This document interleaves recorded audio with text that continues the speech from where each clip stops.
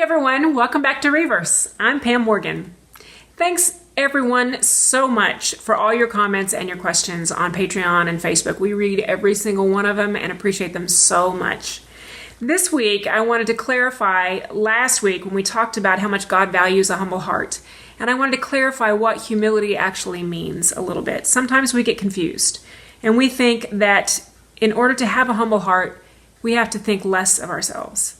But that's not true at all. We don't have to think less of ourselves. We just need to think of ourselves less. And David exemplified that here in this very next chapter of 1 Samuel. So I want us to turn to chapter 17 and pick up in verse 32. We see here that David has gone out to the fight. He's gone out to see who this Goliath is, who this Philistine is that is defying the great armies of the living God. And in chapter 17, verse 32, David said to Saul, who was still king at that point, he says, "Let no one lose heart on account of this Philistine. Your servant will go and fight him." Well, Saul replied, "You are not able to go out against this Philistine and fight him. You are only a boy, and he has been a fighting man from his youth." But David said to Saul, "Your servant has been keeping his father's sheep. When a lion or a bear came and carried off a sheep from the flock, I went after it, struck it, and rescued the sheep from its mouth. When it turned on me, I seized it by its hair, struck it, and killed it. Your servant has killed both the lion and the bear. This uncircumcised Philistine will be like one of them because he has defied the armies of the living God." Well, now if we stop right there, it seems like David isn't very humble, doesn't it? It sounds like he's kind of full of himself. But the very next verse says otherwise.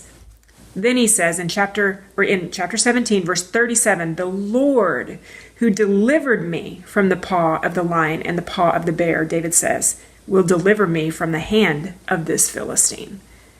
Friends, that's not thinking less of himself. That's thinking of himself less. Instead, he's thinking of God and his power and what he can do. That's confidence. Friends, that is exemplifying that I can do all things through Christ who strengthens me. And that's what David is doing right here. And friends, that's what you and I are called to do. You know, the world is going to give us stuff that we're afraid of. The world is going to throw us stuff that we can't handle. But God can handle all things. And we learned about that already in a previous video. So I hope that this is an encouragement to you today. I hope David's story is an encouragement to you today. You can have a humble heart. You can remember who you are in comparison to Christ. Yep, we're all sinners. We've all fallen short of the glory of God. But we can do all things through Christ who strengthens me. And that doesn't diminish our humility one single bit. As always, if your busy life is leading you away from the Bible, it's time to reverse. Thanks so much to our friends at Patreon who have helped make this video and all of our videos possible. If you're not part of our team yet, come on, join the team.